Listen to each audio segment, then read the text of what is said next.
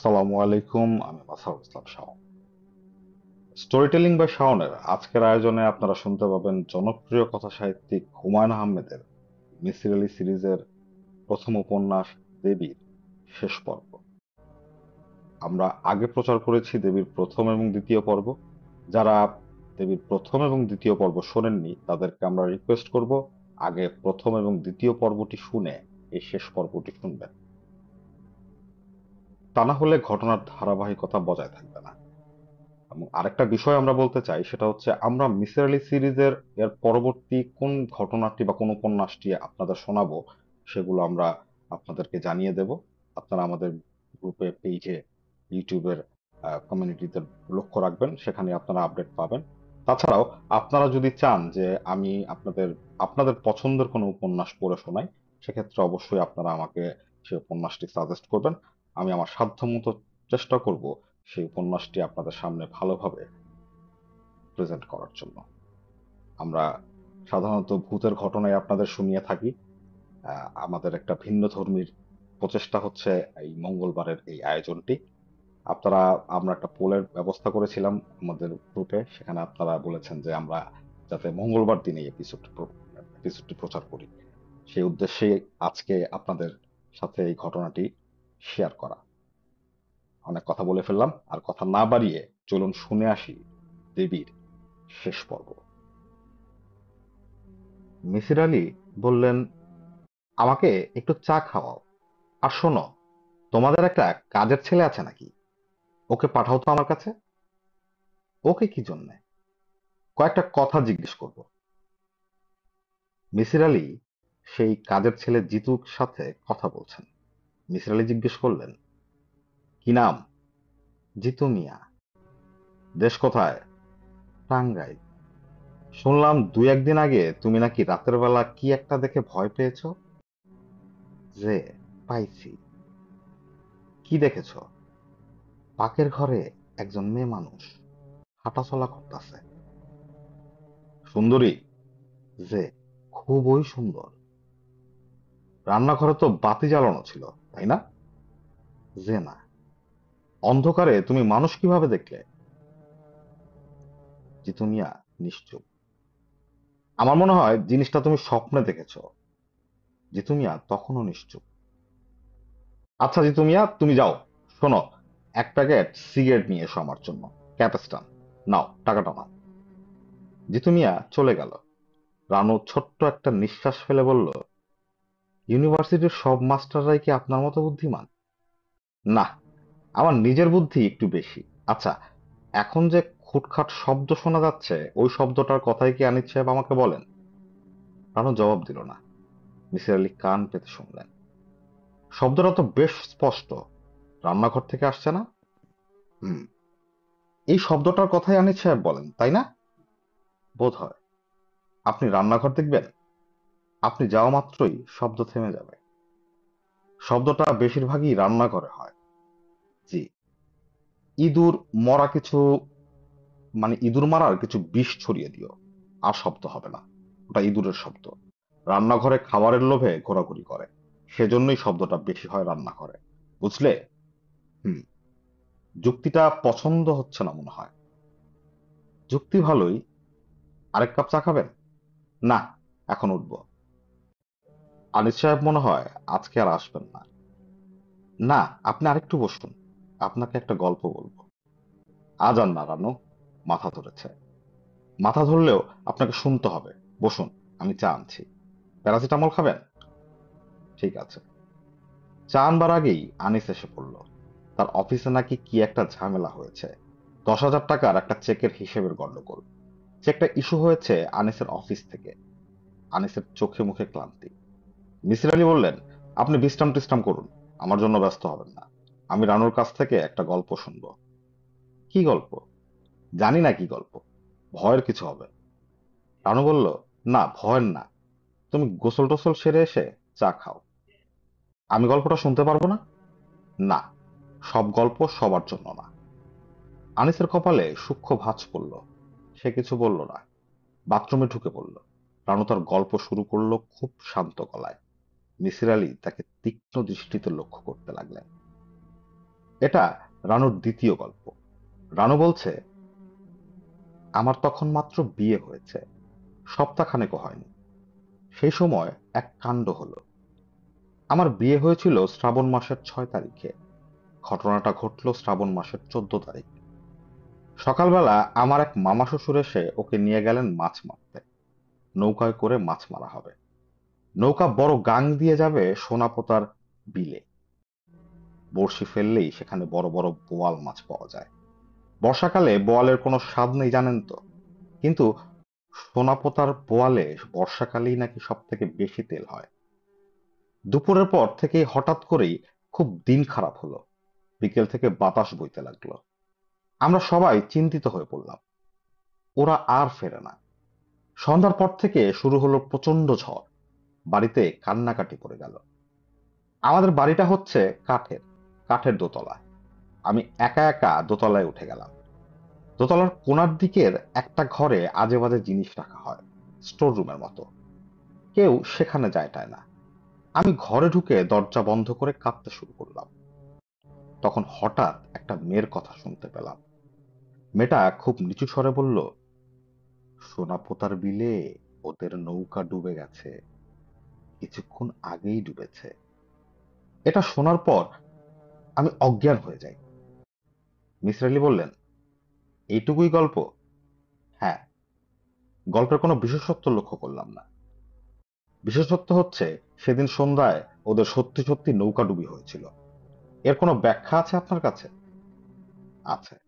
ঝড় বৃষ্টি হচ্ছিল, কাজেই তোমার মনের মধ্যে একটা অমঙ্গলের আশঙ্কা ছিল। অবচেতন মনে ছিল নৌকাডুবির কথা। অবচেতন মনই কথা বলেছে তোমার সঙ্গে। মানুষের মন খুবই বিচিত্র, রানু। আমি উঠলাম। মিসির আলি উঠে দাঁড়ালেন। রানু তীক্ষ্ণ কণ্ঠে বলল, একতলার নীলু নামের যে মেয়েটি আপনাকে এখানে নিয়ে এসেছে সে আপনার জন্য বারান্দায় অপেক্ষা করছে। যাবার সময় ওর সঙ্গে আপনার দেখা হবে। মিসির আলি বিস্মিত হয়ে বললেন, তাতে কি? রানু বলল, নীলু এই মুহূর্তে কি ভাবছে তা আমি বলতে পারবো। ওকে জিজ্ঞেস করলেই দেখবেন আমি ঠিকই বলছি। আমি অনেক কিছুই বলতে পারি। নীলু কি ভাবছে? নীলু ভাবছে একজন অত্যন্ত সুপুরুষ যুবকের কথা। সেটা তো স্বাভাবিক। একজন অবিবাহিত যুবতী একজন সুপুরুষ যুবকের কথাই ভাবে। এটা বলার জন্য কোনো অতীন্দ্রিয় ক্ষমতার দরকার হয় না, রানু। মিসির আলি নেমে গেলেন। নীলু সত্যি সত্যি বারান্দায় দাঁড়িয়েছিল। সে খুব অনুরোধ করলো যাতে স্যার এক কাপ চা খেয়ে যান, কিন্তু মিসির আলি বসলেন না। তার প্রচন্ড মাথা ধরেছে। প্যারাসিটামল কাজ করছে না। সারা জীবন তিনি এত ওষুধ খেয়েছেন যে ওষুধ তার উপর এখন আর কাজ করে না। খুব খারাপ লক্ষণ। নীলুর বাবা বারান্দায় বসেছিলেন। নীলুকে বেরুতে দেখে তিনি ডাকলেন, নীলু, কোথায় যাচ্ছ মা? একটু বাইরে যাচ্ছি। কিন্তু এইটুকু বলতেই নীলুর গলা কেঁপে গেল, গাল লাল হলো। তিনি তা লক্ষ্য করলেন। বিস্মিত গলায় বললেন, বাইরে কোথায়? নীলু জবাব দিল না। কখন ফিরবে মা? 8টা বাজার আগেই ফিরবো। গাড়ি নিয়ে যাও। গাড়ি লাগবে না। তোমার কিছু লাগবে বাবা? চা বানিয়ে দিয়ে যাব? না, চা লাগবে না।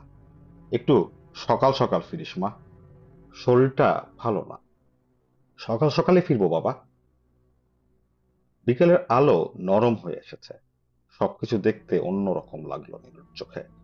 নিউ মার্কেটের পরিচিত ঘরগুলো যেন অচেনা, যেন ওদের এক ধরনের রহস্যময়তা ঘিরে আছে। কেমন আছো নীলু? নীলু তৎক্ষণাৎ তাকাতে পারলো না। তার লজ্জা করতে লাগলো। তার ভয় ছিল আজ হয়তো সে আসবে না। প্রিয়জনদের দেখা তো এত সহজে পাওয়া যায় না। আজ তুমি দেরি করে এসেছো, 5 মিনিট দেরি। তোমার জন্য শাস্তি রেডি আছে। কি শাস্তি? সেটা আমরা চা খেতে খেতে ঠিক করব। খুব চায়ের পিপাসা হয়েছে। কোথায় চা খাবে? এখানে কোথাও। আর শোনো নীলু, চা খেতে খেতে তোমাকে আমি একটা কথা বলতে চাই, খুবই জরুরি কথা। এখন বলুন, হাঁটতে হাঁটতে বলুন। না, এই কথা হাঁটতে হাঁটতে বলা যায় না। বলতে হয় মুখোমুখি বসে, চোখের দিকে তাকিয়ে। নীলুর কপালে বিন্দু বিন্দু ঘাম জমল। নিঃশ্বাস ভারী হয়ে এলো। সে কোনো মতে বলল, ঠিক আছে, চলুন কোথাও বসি। কি বলতে চাই তা কি বুঝতে পারছো? না। বুঝতে পারছো নীলু? মেয়েরা এইসব জিনিস খুব ভালো বুঝতে পারে।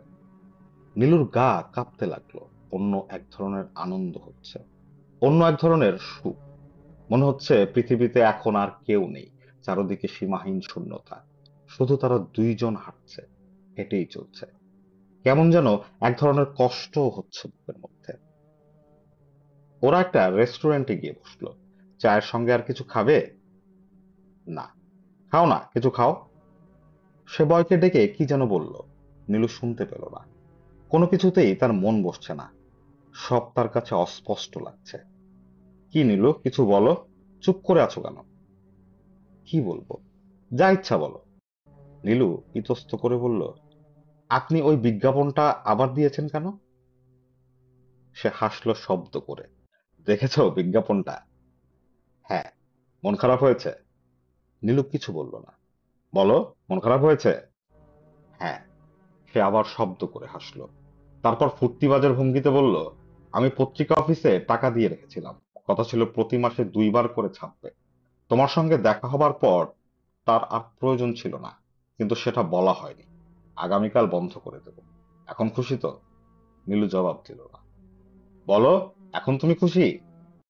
এইভাবে চুপ করে থাকলে হবে না, কথা বলতে হবে। বলো, তুমি খুশি? হ্যাঁ। সে আরেক দফা চায়ের অর্ডার দিয়ে একটা সিগারেট ধরালো। খানিকক্ষণ দুইজনেই কোনো কথা বলল না। বাইরে সন্ধ্যা ঘনিয়ে আসছে। পৃথিবী বড় সুন্দর গ্রহ, এতে বেঁচে থাকতে সুখ আছে। নীলু। হ্যাঁ। তোমাকে যে কথাটি আমি বলতে চাচ্ছিলাম, সেটা কি বলিব? বলুন। দেখো নীলু, সারা জীবন পাশাপাশি থেকেও একসময় একজন অন্যজনকে চিনতে পারে না। আবার এমনও হয় এক পলকের দেখায় একে অন্যকে চিনে ফেলে, ঠিক না? নীলু জবাব দিল না। বলো, ঠিক না? হ্যাঁ। তোমাকে প্রথম দিন দেখেই। সে চুপ করে গেল। নীলুর চোখে জল এলো। নীলু, আজ যদি তোমাকে আমাদের বাড়িতে নিয়ে গিয়ে সবার সঙ্গে পরিচয় করিয়ে দেই, তাহলে তোমার আপত্তি আছে? নীলু ছোট্ট একটা নিঃশ্বাস ফেলল। জবাব দিল না। সে মুখ ঘুরিয়ে বসেছিল। সে তার চোখের জল তাকে দেখাতে চায় না। বলো নীলু, আপত্তি আছে? আমাকে 8টার মধ্যে বাড়ি ফিরতে হবে। 8টার আগেই আমরা বাড়ি ফিরবো। এসো উঠি। সে নীলুর হাত ধরল। ভালোবাসার স্পর্শ, যার জন্য তরুণীরা সারা জীবন প্রতীক্ষা করে থাকে। রানু আজ অসময় ঘুমিয়ে পড়েছিল। ঘুম যখন ভাঙল তখন দিন প্রায় শেষ। আকাশ লালচে হতে শুরু করেছে। সে বারান্দায় এসে দাঁড়ালো। নিচের বারান্দায় বিলু হাঁটছে একা একা। রানুর কেমন জানি অস্বস্তি বোধ হতে লাগলো। যেন কোথাও কিছু একটা অস্বাভাবিকতা আছে, সে ধরতে পারছে না। নিচে থেকে বিলু ডাকলো, রানু ভাবি, চা খেলে নেমে এসো, চা হচ্ছে। চা খাবো না। আসো না বাবা, ইন্টারেস্টিং একটা ব্যাপার বলবো, কুইক। রানু নেমে গেল। তার মাথায় সূক্ষ্ম একটা যন্ত্রণা হচ্ছে। কিছুই ভালো লাগছে না। বমি বমি ভাব হচ্ছে। বারান্দায় নীলুর বাবাও ছিলেন। ওপর থেকে তাকে দেখা যায়নি। তিনি নরম স্বরে বললেন, এখন তুমি কেমন আছো মা? জি ভালো। আমি আনিস সাহেবকে বলেছি বড় একজন ডাক্তার দেখাতে। পিজির একজন প্রফেসর আছেন আমার আত্মীয়। তাকে আমি বলে দেখতে পারি। তুমি আলাপ করো আনিসের সাথে, কেমন? জি করব। বিলু বলল, বাবা, ঘরে গিয়ে তুমি চা খাও। তোমার ঠান্ডা লেগে যাবে। আমরা দুইজন বাগানে বসি। ভদ্রলোক চলে গেলেন সঙ্গে সঙ্গে। রানু বলল, নীলু কোথায়? ওর এক বন্ধুর বাড়ি গেছে। বন্ধুর বাড়ি যাওয়া এমন কোনো ব্যাপার নয়। তবু কেন জানি রানুর বুক ধক করে একটা ধাক্কা লাগলো।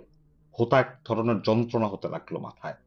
বিলু বলল, রানু ভাবি, তোমাকে একটা গোপন কথা বলছি। Top secret. কাউকে বলবে না। না, বলবো না। ইভেন নীলু আপুকেও না। কারণ কথাটা তাকে নিয়েই। ঠিক আছে, কাউকে বলবো না। নীলু আপা ডুবে ডুবে জল খাচ্ছে। আজকে সকালে টের পেয়েছি। তাই নাকি? হ্যাঁ। নীলু আপার ট্রাঙ্ক ঘাটতে গিয়ে আবিষ্কার করেছি। জৈনিক ভদ্রলোক দারুণ সব রোমান্টিক চিঠি লিখেছেন না নীলাপুকে। খুব লক্কালক্কি। বিলু হাসলো। রানু কিচ্ছু বলল না। তার মাথার যন্ত্রণাটা ক্রমেই বাড়ছে। দু একটা চিঠি পড়ে দেখতে চাও? না না, অন্যের চিঠি। আহা, পড়ো না। কেউ তো জানতে পারছে না। আমরা ব্যাপারটা টপ সিক্রেট রাখবো। তাহলেই তো হলো। না বিলু, আমি চিঠি পড়বো না। পড়বো না বললে তো হবে না, পড়তেই হবে। দাঁড়াও, আমি নিয়ে আসছি। যে আলো আছে তাতে দিব্যি পড়তে পারবে। বিলু ঘর থেকে চিঠি নিয়ে এলো। রানু চিঠিটি হাতে নিয়ে স্তম্ভিত হয়ে দাঁড়িয়ে রইল। বিলু অবাক হয়ে বলল, কি হয়েছে? না, কিছু হয়নি। এরকম করছো কেন? মাথা ধরেছে, বড্ড মাথা ধরেছে। প্যারাসিটামল এনে দেবো? তুমি চিঠিটা পড়ে আমাকে বলো ভদ্রলোক সম্পর্কে তোমার কি ধারণা। রানু চিঠি পড়ল। বিলু বলল, বলো তোমার কি মনে হয়? রানু কিচ্ছু বলল না। এক হাতে মাথার চুল টেনে ধরল। তোমার কি হয়েছে? বড্ড শরীর খারাপ লাগছে, আমি এখন যাই। চা খাবে না? না। বিলু, নীলু কখন ফিরবে? বলে গেছে? না, সন্ধ্যার আগে আগেই ফিরবে বোধহয়। তোমার কি শরীর বেশি খারাপ লাগছে? হ্যাঁ। তাহলে যাও, শুয়ে শুয়ে থাকো, যাও। রানু উপরে উঠে এলো। ঘর অন্ধকার। বাতি জ্বালাতে ইচ্ছে হলো না। শুয়ে পড়লো বিছানায়। আনিস আজ ফিরতে দেরি করবে। তার অফিসে কি সব নাকি ঝামেলা হচ্ছে। রানু ডাকলো, জিতু, জিতু মিয়া। কেউ সাড়া দিল না। জিতু কি বাসায় নেই? জিতু, জিতু। কোনো উত্তর নেই। জিতু মিয়া ইদানিং বেশ লায়েক হয়েছে। রানু কিছু বলে না বলেই হয়তো বিকেলে খেলতে গিয়ে সন্ধ্যা পার করে বাড়ি ফেরে। বকাঝকা তার গায়ে লাগে না। রান্নাঘরে খুটখুট শব্দ হচ্ছে। ইঁদুর, নিশ্চয়ই ইঁদুর। তবু রানু বলল, কে? খুটখুট শব্দ থেমে গেল। ইঁদুর ছাড়া আর কিছু নয়, কিন্তু সেই গন্ধটা আবার পাওয়া যাচ্ছে। কড়া ফুলের গন্ধ। রানুর ইচ্ছে হলো ঘর ছেড়ে বেরিয়ে পড়ে। রানু দুর্বল গলায় ডাকলো, জিতু, জিতু মিয়া। আর ঠিক তখন কে একজন ডাকলো, রানু, রানু। এই ডাক রানুর চেনা। এই জীবনে সে অনেকবার শুনেছে। তবে এটা কিছু নয়। প্রফেসর সাহেব বলেছেন অডিটরি হ্যালুসিনেশন। আসলেই তাই, এছাড়া আর কিছু নয়। রানু, রানু। কে? তুমি কে? রানুর মনে হলো কেউ একজন যেন এগিয়ে আসছে। তার পায়ের শব্দ পাওয়া যাচ্ছে। ছোট্ট ছোট্ট পা নিশ্চয়ই। হালকা শব্দ। পায়ে কি নুপুর পড়েছে? নুপুরের শব্দ হচ্ছে। রানু। রানু চোখ বন্ধ করে ফেললো। এসব সত্যি নয়, চোখের ভুল। রানু দুর্বল গলায় বলল, তুমি কে? আমাকে তুমি চিনতে পারছো না? না। কিশোরীর গলায় মৃদু হাসি শোনা গেল। তাকাও রানু, তাকালেই চিনবে। আমি চিনতে চাই না। তোমার বন্ধু নীলুর খুব বিপদ রানু। একদিন তোমার যে বিপদ ঘটতে যাচ্ছিল তার চেয়েও অনেক বড় বিপদ। দরজায় ধাক্কা পড়ছে। জিতু এসেছে বোধহয়। রানু তাকালো। কোথাও কেউ নেই। ফুলের গন্ধ কমে আসছে। জিতু মিয়া বাইরে থেকে ডাকলো, আম্মা, আম্মা। রানু উঠে দরজা খুলল। আপনার কি হয়েছে? কিছুই হয়নি। রানু এসে শুয়ে পড়ল। তার গায়ে প্রচন্ড জ্বর। সে বিছানায় ছটফট করতে লাগলো। কখন আসবে আনিস? কখন আসবে? জিতু, যে, নিচে গিয়ে দেখে আয় তো নীলু ফিরেছে কিনা। জিতু ফিরে এসে জানালো, এখনো আসেনি। রানু একটি নিঃশ্বাস ফেলে ঘড়ি দেখলো। ৮টা বাজতে আর ৪ মিনিট বাকি। কখন আসবে আনিস? সারাটা পথ নীলু চুপ করে রইল। একবার সে বলল, কি ব্যাপার এত চুপচাপ যে? নীলু তারও জবাব দিল না। তার কথা বলতে ইচ্ছা হচ্ছে না। সে আছে একটা ঘোরের মধ্যে। গান শুনবে? গান দেব? নীলু মাথা নাড়ালো। সেটা হা কি না তাও স্পষ্ট হলো না। কি গান শুনবে? Country music? কান্ট্রি মিউজিকে কার গান তোমার পছন্দ? নীলু জবাব দিল না। আমার ফেভারিট হচ্ছে জন ডেনভার। জন ডেনভারের রকি মাউন্টেন হাই গানটা শুনেছ? না। খুব সুন্দর, অপূর্ব মেলোডি। সে ক্যাসেট টিপে দিতেই জন ডেনভারের অপূর্ব কণ্ঠ শোনা গেল। California, California Rocky Mountain high. কেমন লাগছে নীলু? ভালো। শুধু ভালো না বেশ ভালো? সেও জন ডেনভারের সঙ্গে গুনগুন করতে লাগলো। নীলুর মনে হলো ওর গানের গলাও তো চমৎকার। একবার ইচ্ছে হলো জিজ্ঞেস করে গান জানেন কিনা, কিন্তু সে কিছু জিজ্ঞেস করলো না। তার কথা বলতে ইচ্ছা হচ্ছে না। গাড়ি কোন দিক দিয়ে কোথায় যাচ্ছে তাও সে লক্ষ্য করছে না। একবার শুধু ট্রাফিক সিগন্যালে গাড়ি অনেকক্ষণ দাঁড়িয়েছিল। একজন ভিখিরি এসে ভিক্ষা চাইলো। সে ধমকে উঠল কড়া গলায়। তারপর আবার গাড়ি চলল। নীলু ফিসফিস করে বলল, কয়টা বাজে? 7:35। তোমাকে 8টার আগেই পৌঁছে দেব। আপনার বাড়ি মনে হয় অনেক দূর। শহর থেকে একটু দূরে বাড়ি করেছি। কোলাহল ভালো লাগে না। Far from the madding crowd. কার লেখা জানো? না, টমাস হার্ডির। পড়ে দেখবে, চমৎকার। অথচ ট্র্যাজেডি হচ্ছে টমাস হার্ডিকেই নোবেল পুরস্কার দেওয়া হয়নি। তুমি তার কোনো বই পড়েছো? না, পড়ে দেখবে। খুবই রোমান্টিক ধরনের রাইটিং। গাড়ি ছুটে চলছে মিরপুর রোড ধরে। হঠাৎ নীলু বলল, আমার ভালো লাগছে না। কি বললে? আমার ভালো লাগছে না, আমি বাসায় যাব। সে তাকালো নীলুর দিকে, একটা হাত বাড়িয়ে ক্যাসেটের ভলিউম বাড়িয়ে দিল। গাড়ির গতি কমলো না। আমি বাসায় যাব। 8টার সময় আমি তোমাকে বাসায় পৌঁছে দেব। না, আজ আমি কোথাও যাব না। প্লিজ গাড়িটা থামান, আমি নেমে পড়বো। কেন? আমার ভালো লাগছে না, প্লিজ। সে তাকালো নীলুর দিকে। নীলু শিউরে উঠল। এ কেমন চাহনি, যেন মানুষ নয়, অন্য কিছু। প্লিজ গাড়িটা একটু থামান। কোন রকম ঝামেলা না করে চুপচাপ বসে থাকো। কোন রকম শব্দ করবে না। আপনি এরকম করে কথা বলছেন কেন? গাড়ির গতি ক্রমেই বেড়ে যাচ্ছে। ঝড়ের গতিতে পাশ দিয়ে দুটো ট্রাক গেল। লোকটি তার একটি হাত রাখলো নীলুর উরুতে। নীলু শিউরে উঠে দরজার দিকে সরে গেল। লোকটি হাসলো। এ কেমন হাসি? গাড়ি থামান, আমি চিৎকার করব। কেউ এখন তোমার চিৎকার শুনবে না। আপনি কি আমাকে ভয় দেখাচ্ছেন? আমি ভয় দেখাচ্ছি না। আমি আপনাকে বিশ্বাস করে গাড়িতে উঠেছি। আরো কিছুক্ষণ থাকো। বেশিক্ষণ নয়, এসে পড়েছি বলে। কি করবেন আপনি? তেমন কিছু না। নীলু এক হাতে দরজা খুলতে চেষ্টা করলো। লোকটি তাকিয়ে দেখলো, কিন্তু বাধা দিল না। দরজা খোলা গেল না। নীলু প্রাণপণে বলতে চেষ্টা করলো, আমাকে বাঁচাও, কিন্তু বলতে পারলো না।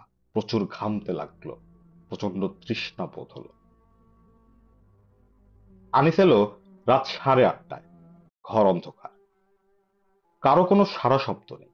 রানু বাতি টাতি নিভিয়ে অন্ধকারে বসে আছে। জিতু মিয়া মশারি খাটিয়ে শুয়ে পড়েছে। রানু, কি হয়েছে? রানু ফোপাতে ফোপাতে বলল, তুমি এত দেরি করলে কেন? কি হয়েছে? নীলুর বড় বিপদ। আনিস কিছু বুঝতে পারলো না। অবাক হয়ে তাকালো। রানু থেমে থেমে বলল, নীলুর খুব বিপদ। কিসের বিপদ? কি বলছো তুমি? রানুর কথা জড়িয়ে যাচ্ছে। সে গুছিয়ে কিছু বলতে পারছে না। রানু, তুমি শান্ত হয়ে বসো। তারপর ধীরে সুস্থে বলো, কি হয়েছে নীলু? ও একজন খারাপ লোকের পাল্লায় পড়েছে। লোকটা ওকে মেরে ফেলবে। রানু ফোঁপাতে লাগলো। আনিস কিছুই বুঝতে পারলো না। নীলুর বাবার সঙ্গে কিছুক্ষণ আগেই তার কথা হয়েছে। ভদ্রলোক জিজ্ঞেস করেছেন, কি এত দেরি যে? যার মেয়ের এত বড় বিপদ, সে এরকম স্বাভাবিক থাকবে কি করে? আনিস বলল, ওরা তো কিছু বললো না। ওরা কিচ্ছু জানে না। আমি জানি, বিশ্বাস করো, আমি জানি। আমাকে কি করতে বলো? আমি বুঝতে পারছি না। আমি কিছুই বুঝতে পারছি না। জিনিসটাকে তুমি স্বপ্নে দেখেছো? না, কিন্তু আমি দেখেছি। কি দেখেছো? আমি সেটা তোমাকে বলতে পারবো না। তুমি যদি চাও আমি নিচে গিয়ে ওদের বলতে পারি, কিন্তু ওরা বিশ্বাস করবে না। রানু চোখ বড় বড় করে তাকিয়ে রইল। ওর শরীর অল্প অল্প করে কাঁপছে। আনিস বলল, নাকি মিসির আলি সাহেবের কাছে যাবে? উনি কোনো একটা বুদ্ধি দিতে পারেন। যাবে? রানু কাপা গলায় বলল, তুমি নিজে কি আমার কথা বিশ্বাস করছো? হ্যাঁ, করছি। একতলার বারান্দায় বিলু বসেছিল। ওদের নামতে দেখেই বিলু বলল, ভাবি, নীলু আপা এখনো ফিরছে না। বাবা খুব দুশ্চিন্তা করছেন। রানু কিছু বলল না। তোমরা কোথায় যাচ্ছ ভাবি? রানু তারও কোনো জবাব দিল না। রিকশায় উঠেই সে বলল, আমাকে ধরে রাখো, আমার আমার কেমন জানি লাগছে। আনিস তার কোমর জড়িয়ে বসে রইল। রানুর গা শীতল। রানু খুব ঘামছে। জ্বর নেমে গেছে। রানু চোখ বড় বড় করে বলল, আপনি আমার কথা বিশ্বাস করছেন না, তাই না? মিসির আলি চুপ করে রইলেন। আগে আপনি বলুন, আপনি কি আমার কথা বিশ্বাস করছেন? বিশ্বাসও করছি না, আবার অবিশ্বাসও করছি না। তুমি নিজে যা সত্যি বলে মনে করছো তাই বলছো। তবে আমি এত সহজে কোনো কিছু বিশ্বাস করি না। কিন্তু যদি সত্যি হয় তখন? মিসির আলি সিগারেট ধরিয়ে কাশতে লাগলেন। বলুন, যদি আমার কথা সত্যি হয়, যদি মেয়েটা মারা যায়? মিসির আলি শান্ত স্বরে বললেন, ঠিক এই মুহূর্তে কি করা যায় তা তো বুঝতে পারছি না। মেয়েটি কোথায় আছে তা তুমি জানো না, নাকি জানো? না, জানি না। ছেলেটির নাম ধামও জানো না?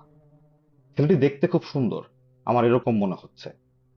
এই শহরে খুব কম করে হলেও 10,000 সুন্দর ছেলে আছে। আমরা কিছুই করব না? পুলিশের কাছে গিয়ে বলতে পারি একটা মেয়ে হারিয়ে গেছে এবং আশঙ্কা করা যাচ্ছে দুষ্ট লোকের খপ্পরে পড়েছে। কিন্তু তাতেও একটা মুশকিল আছে। 24 ঘন্টা পার না হলে পুলিশ কাউকে মিসিং পার্সন হিসেবে গণ্য করে না। রানু আবার বলল, কিছুই করা যাবে না?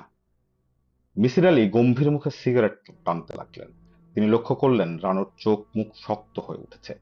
সে ঘন ঘন নিঃশ্বাস ফেলছে। রানু, তুমি যদি ওই লোকটির একটা ঠিকানা কোনোভাবে এনে দিতে পারো তাহলে একটা চেষ্টা চালানো যেতে পারে। ঠিকানা কোথায় পাবো? তা তো রানু আমি জানি না।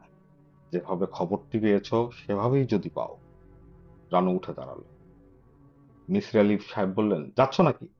হ্যাঁ। বসে থেকে কি করব? নীলুদের সবকটি ঘরের আলো জ্বলছে। রাত প্রায় 11টা বাজে। নীলুর বাবা পাথরের মূর্তির মতো বাগানের কাছে দাঁড়িয়ে আছেন। রানুদের ঢুকতে দেখে এগিয়ে এলেন, কিন্তু কিছু বললেন না। রানু মাথা নিচু করে 3 তলায় উঠে গেল। নীলুদের ঘরে ঘন ঘন টেলিফোন বাজছে। দুটি গাড়ি এসে থামলো। মনে হয় ওরা খুঁজতে শুরু করেছেন। পুলিশের কাছে নিশ্চয়ই লোক গিয়েছে। নীলুর বাবা অস্থির ভঙ্গিতে বাগানে হাঁটছেন। ছোট্ট একটা ঘর, কিন্তু 200 পাওয়ারের একটা বাতি জ্বলছে ঘরে। চারদিকে ঝলমল করছে।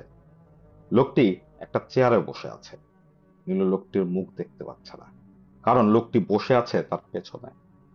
ঘাড় ফিরিয়ে পেছনে তাকাবার কোনো উপায় নেই নীলুর। নাইলনের চিকন দড়ি তার গা কেটে বসে গেছে। চারদিকে কোনো সাড়া শব্দ নেই। মাঝে মাঝে দূরের রাস্তা দিয়ে দ্রুতগামী ট্রাকের আওয়াজ পাওয়া যাচ্ছে। নীলু থেমে থেমে বলল, আপনি কি আমাকে মেরে ফেলবেন? কেউ কোনো জবাব দিল না।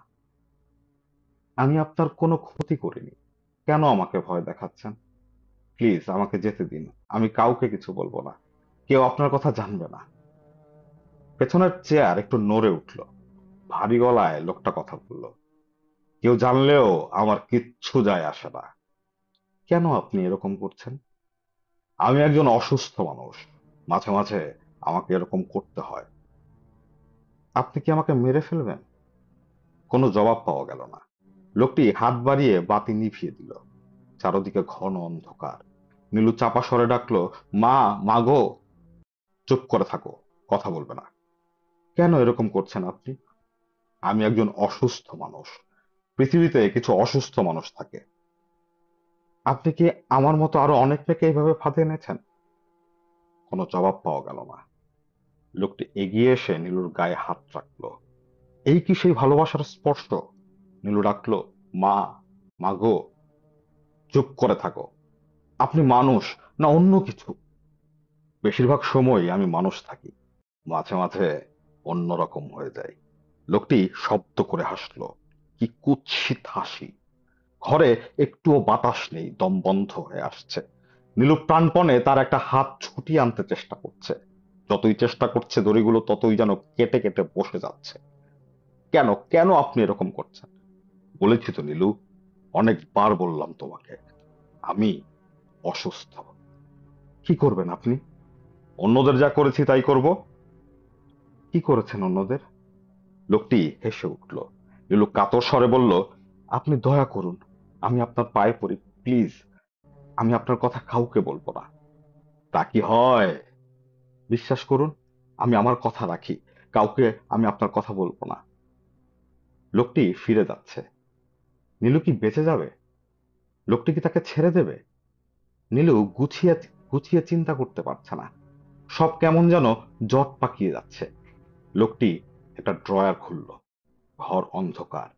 নীলু কিছুই দেখতে পাচ্ছে না, কিন্তু সে নিশ্চিত জানে তার হাতে ধারালো কিছু একটা আছে, খুর জাতীয় কিছু। লোকটি সেটি বা হাতে নিয়ে দাঁড়িয়ে আছে চুপচাপ। আসবে, সে এক সময় এগিয়ে আসবে তার কাছে। খুব কাছে কোথাও রিকশার টুনটুন শব্দ শোনা গেল। নীলু প্রাণপণে চেঁচালো, বাঁচাও, আমাকে বাঁচাও! কিন্তু গলা দিয়ে কোনো শব্দ বেরোলো না।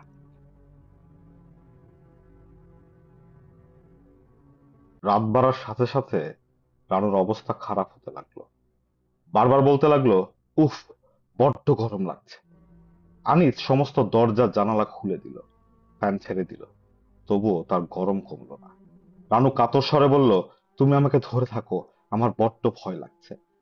এই তো, এই তো আমি তোমাকে ধরে রাখছি। কিসের এত ভয় রানু? আমার সামনে ওই লোকটি বসে আছে, আমি স্পষ্ট দেখছি। ওর হাতে একটা খুর। রানু ফোঁপাতে শুরু করলো। ওকে ডাক্তারের কাছে নেওয়া উচিত, যত তাড়াতাড়ি নেওয়া যায় ততই ভালো। আনিস ডাকলো, জিতু, জিতু মিয়া। কিন্তু জিতু মিয়ার ঘুম ভাঙলো না। রানু বলল, তুমি আমাকে একা রেখে কোথাও যেতে পারবে না, আমার বড় ভয় লাগছে। কোনো ভয় নাই রানু, লোকটি খুর হাতে বসে আছে, তবু তুমি বলছো ভয় নেই? এসব তোমার কল্পনা। এসো, তোমার মাথায় একটু পানি দেই। তুমি কোথাও যেতে পারবে না। ওই লোকটি এখন উঠে দাঁড়িয়েছে। তুমি আমাকে শক্ত করে ধরে থাকো, আরো শক্ত করে ধরো। আনিস তাকে জড়িয়ে ধরে বসে রইল। রানু ক্ষীণ কণ্ঠে বলল, আমি তোমাকে একটা কথা কখনো বলিনি। একবার একজন লোক আমাকে মন্দিরে নিয়ে গিয়েছিল। রানু, এখন তোমাকে কিছুই বলতে হবে না, দয়া করে চুপ করে থাকো। না, আমি বলতে চাই। সকাল হোক, সকাল হলেই শুনবো। মাঝে মাঝে আমার মনে হয় একজন কেউ আমার সঙ্গে থাকে। রানু, চুপ করে থাকো। না, আমি চুপ করে থাকবো না। তোমার বলতে ইচ্ছে করছে। যে আমার সঙ্গে থাকে তার সঙ্গে আমি অনেকবার কথা বলেছি, কিন্তু আজ সে কিছুতেই আসছে না। তার আসার কোনো দরকার নেই। তুমি বুঝতে পারছো না, তার আসার খুব দরকার। রাত ১:৩০টার দিকে নিচ থেকে বিলুর কান্না শোনা যেতে লাগলো। অনেক লোকজনের ভিড়, কথাবার্তা শোনা যাচ্ছে। রানু বলল, বিলু কাঁদছে, বড় খারাপ লাগছে আমার। রানু, তুমি একটু শুয়ে থাকো, আমি জিতুকে ডেকে দিচ্ছি। তুমি কোথায় যাবে? আমি একজন ডাক্তার নিয়ে আসবো। আমার মোটেই ভালো লাগছে না। তুমি আমাকে ফেলে রেখে কোথাও যেতে পারবে না। রানুর কথা জড়িয়ে যেতে লাগলো। একসময় বিছানায় নেতিয়ে পড়ল। আনিস ছুটে গেল ডাক্তার আনতে। বড় রাস্তার মোড়ে একজন ডাক্তারের বাসা আছে। ডাক্তার সাহেবকে পাওয়া গেল না। আনিস ফিরে এসে ঘরে ঢোকা মাত্রই তীব্র ফুলের গন্ধ পেল। ঘরের বাতি নেভানো। কে নিভিয়েছে বাতি? আনিস ঢুকতেই রানু বলল, ও এসেছে। কে? কে এসেছে? তুমি গন্ধ পাচ্ছ না? আনিস এগিয়ে এসে রানুর হাত ধরল। গা ভীষণ গরম। রানু বলল, ও নীলুর কাছে যাবে। রানু, শুয়ে থাকো। হুম, শোবো কিভাবে? ও একা যেতে ভয় পাচ্ছে। আমিও যাব ওর সঙ্গে। ও আমাকে পথ দেখিয়ে নিয়ে যাবে। বলতে বলতে রানু খিলখিল করে হাসলো। আনিস বারান্দায় দাঁড়িয়ে ডাকলো, রহমান সাহেব, রহমান সাহেব, ভাই একটু আসুন, আমার বড় বিপদ। রহমান সাহেব ঘরে ছিলেন না। তার স্ত্রী বেরিয়ে এলেন। তিনি অবাক হয়ে বললেন, কি হয়েছে? আপনি একটু আসুন, আমার স্ত্রী কেমন যেন করছে। ভদ্রমহিলা সঙ্গে সঙ্গে এলেন এবং ঘরে ঢুকেই অবাক হয়ে বললেন, নূপুরের শব্দ না? রানু কিশোরী মেয়ের গলায় খিলখিল করে হাসলো। কি হয়েছে ওনার? আপনি একটু বসুন ওর পাশে, আমি ডাক্তার নিয়ে আসি। আনিস ছুটে বেরিয়ে গেল। ফুলের সৌরভ তীব্র থেকে তীব্রতর হতে লাগলো। রানু হাসি মুখে বলল, আমার সময় বেশি নেই। ওই লোকটি এগিয়ে আসছে। কোন লোক? আপনি চিনবেন না, নাচে নাই ভালো। ভদ্রমহিলা রানুর হাত ধরলেন। উত্তাপে গা পুড়ে যাচ্ছে। তিনি কি করবেন ভেবে পেলেন না। আনিস ডাক্তার নিয়ে ফেরার আগেই রানু মারা গেল। ঘর অন্ধকার, কিন্তু চোখে অন্ধকার সয়ে আসছে। আবছা মতো সবকিছু দেখা যায়। বাড়িটা কোথায়? শহর থেকে অনেক দূরে কি? কোনো শব্দ নেই। কত রাত এখন? বাড়িতে এখন ওরা কি করছে? বিলু কি ঘুমিয়েছে মশারি ফেলে? না, না, আজ কেউ ঘুমায়নি। আজ সবাই ছোটাছুটি করছে। সবাই খুঁজছে নীলুকে। কিছুক্ষণের মধ্যেই হয়তো পুলিশের গাড়ির শব্দ শোনা যাবে। বাবা এসে বলবেন, কোনো ভয় নেই মামুনি। চেয়ার নড়ার শব্দ হলো। লোকটা কি উঠে দাঁড়িয়েছে? ওর হাতে ওটা কি? নীলু মনে মনে বলল, বাবা, আমি একজন অসুস্থ লোকের হাতে আটকা পড়েছি, আমাকে তোমরা বাঁচাও। আমার আর মোটেও সময় নেই বাবা, তোমাদের খুব তাড়াতাড়ি করতে হবে। লোকটা এগিয়ে আসছে। পেছন থেকে সে খুব ধীর গতিতে এগিয়ে এলো সামনে। এখন নীলু আবছা ভাবে লোকটার মুখ দেখতে পাচ্ছে। কি সুন্দর একটা মুখ। নীলু বিড়বিড় করে বলল, প্লিজ, দয়া করুন। লোকটি অদ্ভুত একটা শব্দ করলো। এটা কি হাসির শব্দ? নীলুর গা গোলাচ্ছে। নীলু চিত হয়ে থাকা অবস্থাতেই মুখ ভর্তি করে বমি করলো। দুঃস্বপ্ন, সমস্তটাই একটা দুঃস্বপ্ন। এক্ষুনি আমার ঘুম ভেঙে যাবে। আর নীলু দেখবে বিলু বাতি জ্বালিয়ে ঘুমিয়ে পড়েছে। তার বুকের উপর একটা গল্পের বই। এখানে যা ঘটছে তা সত্যি হতেই পারে না। লোকটি তার পাশে এসে দাঁড়িয়ে হাত বাড়ালো। নীলু চাপা গলায় বলল, আমার গায়ে হাত দেবেন না প্লিজ। লোকটা হেসে উঠছে শব্দ করে। আর ঠিক তখনই নূপুরের শব্দ শোনা গেল। কেউ একজন এসে ঢুকেছে এ ঘরে। লোকটি ভারী গলায় বলল, কে? কে ওখানে? তার উত্তরে অল্প বয়সী একটা মেয়ে খিল খিল করে হেসে উঠল। লোকটি চেঁচালো, কে? কে? কোনো উত্তর পাওয়া গেল না। শুধু ঘরের শেষ প্রান্তের একটা জানালা খুলে ভয়ানক শীতল একটা হাওয়া এসে ঢুকলো ঘরে। সেই হাওয়ায় ভেসে গেল অদ্ভুত মিষ্টি একটা গন্ধ, চারদিকে ছড়িয়ে পড়লো। নীলুর মনে হলো একটা মেয়ে যেন নুপুর পায়ে দিয়ে তার চারপাশ দিয়ে ঘুরতে শুরু করেছে। ঘুরতে ঘুরতে একবার মেয়েটি তাকে স্পর্শ করলো।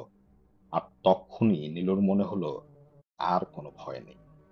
নীলু দেখলো লোকটা ক্রমেই দেয়ালের দিকে সরে যাচ্ছে। একবার সে চাপা স্বরে বলল, তুমি কে?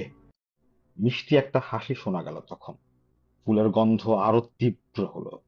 অন্য কোনো ভুবন থেকে ভেসে এলো নূপুরের ধ্বনি। লোকটি গা ঠেকিয়ে বিড়বিড় করে বলল, এসব কি হচ্ছে? কে? এখানে কে?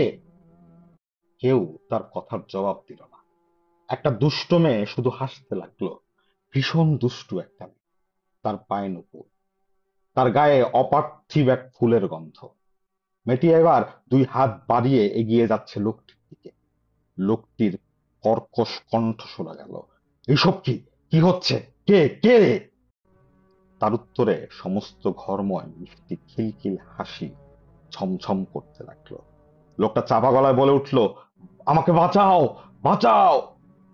দুষ্ট মেয়েটি আবার হাসলো, যেন খুব একটা মজার কথা। উপন্যাসটি এখানেই শেষ, কিন্তু এই উপন্যাসের একটা পরশিষ্ট আছে। পরশিষ্টটা অনেকটা এরকম। থার্ড ইয়ার অনার্সের এই ক্লাসটি মিসির আলি সাহেবকে দেওয়া হয়েছে, সাইকোলজির ফিফথ পেপার। মিসির আলি হাসি মুখে ক্লাসে ঢুকলেন। তার মাথা ঝিমঝিম করে উঠল। রানু বসে আছে সেকেন্ড বেঞ্চে। তার দৃষ্টি তীক্ষ্ণ হলো। তিনি মেয়েটির দিকে তাকালেন এবং তাকিয়েই রইলেন। মনে হলো মেয়েটির ঠোঁটের কোণায় হাসি লেগে আছে। মিসির আলি কাপা গলায় বললেন, তোমার নাম কি? মেয়েটি উঠে দাঁড়ালো, স্পষ্ট স্বরে বলল, আমার নাম নীলু, নীলুফার, রোল নাম্বার 32। আমি একটা মেয়েকে চিনতাম, তুমি দেখতে অবিকল তার মতো। নীলুফার শান্ত স্বরে বলল, আমি জানি। মিসির আলি সাহেব কপালের ঘাম মুছলেন। সমস্ত ব্যাপারটি ভুলে যাওয়ার প্রাণপণ চেষ্টা করতে করতে বললেন, আমি তোমাদের পড়াবো ফিফথ পেপার। খুব ইন্টারেস্টিং একটা টপিক। রানুর মতো দেখতে মেয়েটি তাকিয়ে আছে তার দিকে। মেয়েটির মুখে মৃদু একটা হাসি। ধন্যবাদ লিসেনারদের। এটা ছিল জনপ্রিয় কথা সাহিত্যিক হুমায়ুন আহমেদের মিসির আলি সিরিজের প্রথম উপন্যাস দেবীর শেষ পর্ব। যারা প্রথম পর্ব এবং দ্বিতীয় পর্ব শোনেননি, তারা অবশ্যই আগে প্রথম পর্ব এবং দ্বিতীয় পর্বটি শুনবেন। এরপর এই শেষ পর্বটি শোনার চেষ্টা করবেন। তা না হলে আসলে আপনারা যারা প্রথম শুনছেন, যারা আগে কোনো সময় এই ঘটনা শোনেননি বা হুমায়ুন আহমেদের এই বইটি পড়েননি, তাদের কাছে হয়তো ঘটনা বুঝতে একটু সমস্যা হতে পারে। তাই দেবীর প্রথম এবং দ্বিতীয় পর্বের লিংক আমরা ডেসক্রিপশনে দিয়ে দিয়েছি। আপনারা চাইলে সেখান থেকে শুনে আসতে পারেন। আমরা আরো কিছু আহ, ভয়ের ঘটনা বা মিসির আলি সিরিজ যেটা আমরা শুরু করলাম, মিসির আলি সিরিজে আরো উপন্যাস আসবে ইনশাল্লাহ। আপনারা আমাদের গ্রুপ এবং পেজে নজর রাখবেন, সেখানে আমরা আপডেট জানিয়ে দেবো। সবাই ভালো থাকবেন। আজকে আসছি। আসসালামু আলাইকুম।